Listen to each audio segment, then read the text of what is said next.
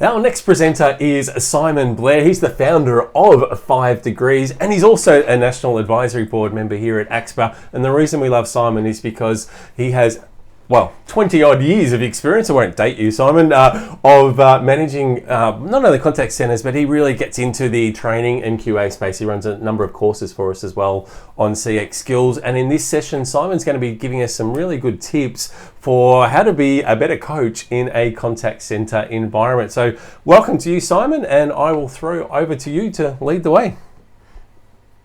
Thanks, Justin, for that introduction. Pleasure to be here. So today I'll be presenting on the leader as coach, live coaching tips for any contact center leader, whether that's center managers, operational managers, or certainly classic frontline team leaders of call center agents.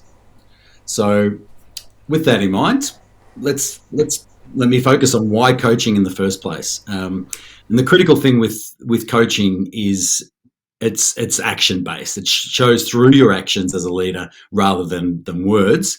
An absolute investment in obviously your most precious commodity, which is your people. And the key concept with being great at coaching and establishing a coaching culture is, I suppose, the concept of modern leadership, which is where you're in service and places any manager in a position of, and the psychology, I suppose, that is perfect for coaching success is where you're there to help them, not the other way around. And so it really flips that traditional business hierarchy, top down on its head. And for any service organisation, when we talk about employee and customer centric culture, that drives the culture that you want, so well-being of staff and their performance, then through coaching is a great way to demonstrate, again through action, that service paradigm. I want to show you some critical research to reveal that why coaching matters in terms of business success, and certainly with contact centres, how critical it is. Gallup, as many of you would know, is certainly a global leader in management research, and they've done the world's biggest study over 2 decades to 20 years into effective leadership and trying to identify leadership and its relationship to business performance. And what it revealed is, in the top quartile of employee engagement, organisations that highly performed in that significantly outperformed those in the bottom quartile on a range of critical KPIs. And what the research revealed basically is that it confirmed that relationship between highly engaged teams and their performance. And that was consistent both across time and organisations, despite all the variations that exist across countries and economic periods across that 20-year period, and also technological change. So that link between engaged employees and performance has been confirmed absolutely through that research. It's unequivocal. What does that mean for coaching? Well, when you delve into what drives engagement, it certainly, the research revealed that coaching was the key to that. And so therefore the best managers function as, in effect, coaches, not bosses. And the research showed 70% of engagement is influenced directly by their immediate line manager. So therefore the manager as coach, it's that primary means to improve engagement and business performance. Here's really fascinating insight. The best managers revealed that their team performance against goals is driven by asking questions and listening to responses. So they actually involve their team in setting goals, and they were 4 times more likely to be engaged than any other employees who didn't have their managers involve them in the goal setting process.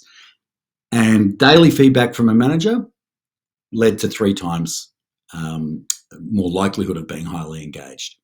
Yeah, so goal setting, feedback, and coaching that sits behind that is really key with that engagement. And you can see some key stats there in terms of business performance. So certainly in high turnover organisations, which contact centres certainly are, that engagement is really helping organisations reduce turnover, reduce absenteeism, but obviously increase profitability in sales as well. So what is coaching? Well, it's a catalyst for change because it helps individuals and teams be the best they can be. And it means as as a manager, it's about positioning yourself in a coaching context as a facilitator rather than a teacher. It means you work with staff and you determine with them the course of action rather than telling them what to do. And so that helps foster that responsibility for their own development and the culture of continuous improvement. And it's not training, because coaching is more of a conversation. Training is certainly an offshoot of the coaching and improvement process. So I'm about to show you some tips in a moment. But what does an effective leader as coach actually do? They see things as they are. So that's the factual insights as to what is the performance and what is the culture that exists. Imagining a future state, so things are better in the future, and what does that actually look like and feel like, and in terms of performance, what is that, and then can put a plan together to make that happen. And that's certainly the cornerstone of leadership.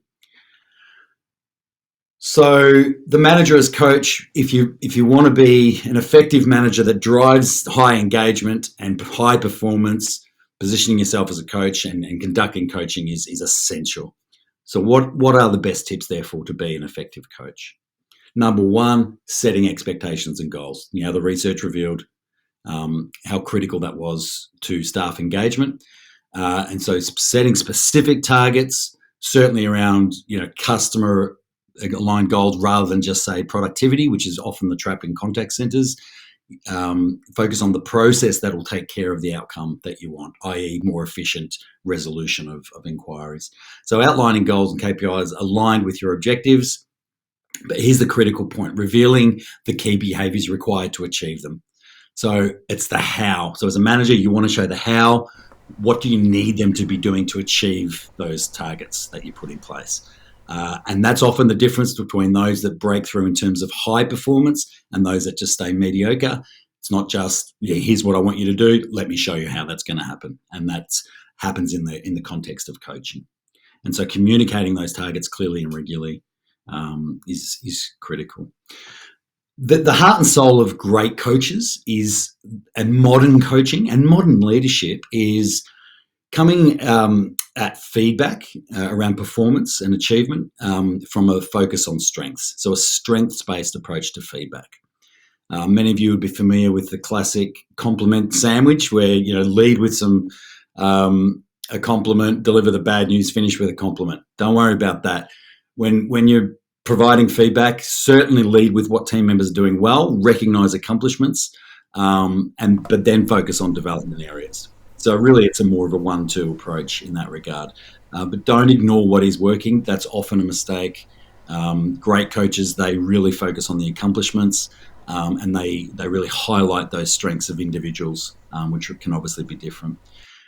And so effective conversations for feedback are focused on both the strengths and the development areas. But critically, the greatest coaches certainly figure out with the staff member how to leverage those strengths. So what does that mean? Strengths-based approach to coaching, using strengths as a lever to address the development areas and to build the habits and behaviours that you've identified need to occur to get the targets you've put in place. So strengths as a lever. We talk about method a lot. I teach a lot of method in terms of coaching, but you cannot underestimate what each individual brings to the table in terms of your own personality, your empathy, your energy, and your listening, in terms of your communication style and approach. And so active listening techniques are critical, and then responding with empathy to both acknowledge and validate fears, doubts, or concerns. And as someone who's been coaching and training for, as Justin said, for more than 20 years, people are basically afraid of change and afraid of improvement and afraid of doing difficult things or new things. And so creating the conditions for psychological safety to allow improvement and development to occur is everything. So those skill sets of empathy and listening and the energy you bring will really help that. So pay attention to what they're saying, use open-ended questions. So in terms of technique for better conversations in coaching, lead with questions like, tell me. These are techniques the FBI use to extract information.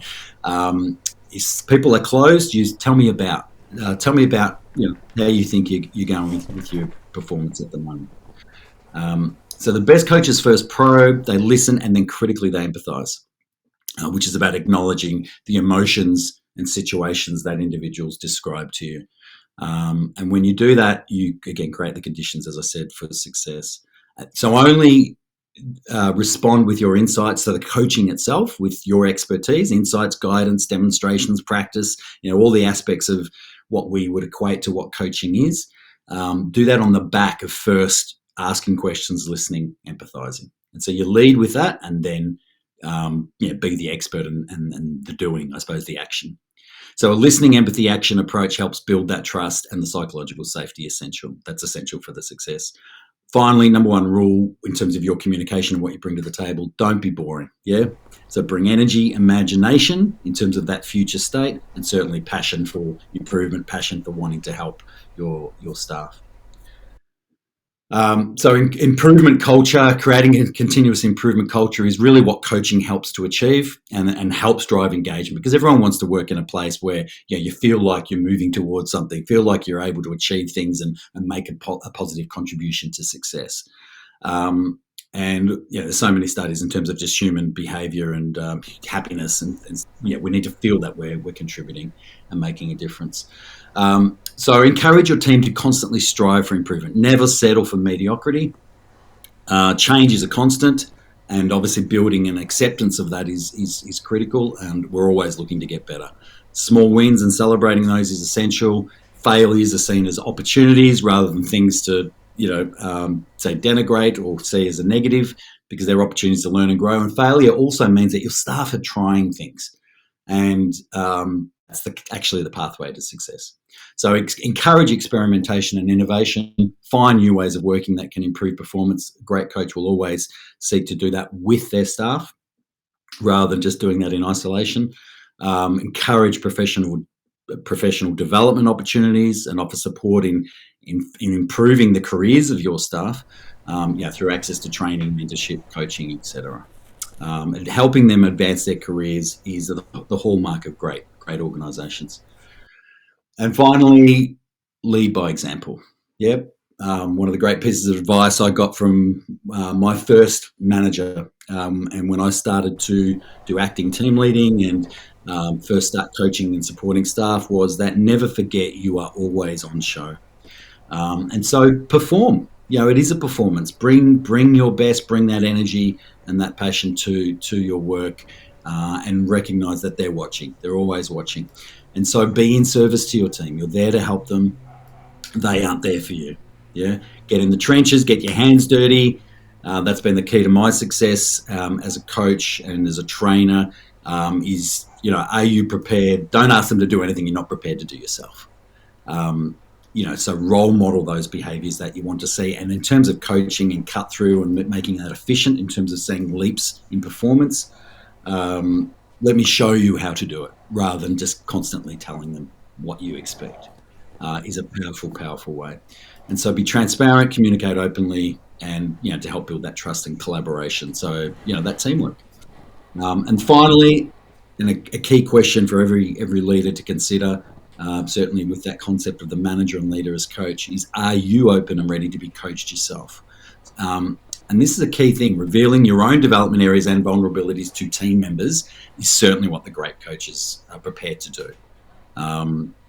And because it shows that you're also leading in terms of leading by example on your own continuous improvement path. You're looking to better yourself, and with your colleagues and your peers and with your managers. And if they see that happen, then it demystifies that coaching process as well, and certainly humanises the experience. So that's it. Hopefully that's useful for you. So thank you so much for watching. And Justin, back to you.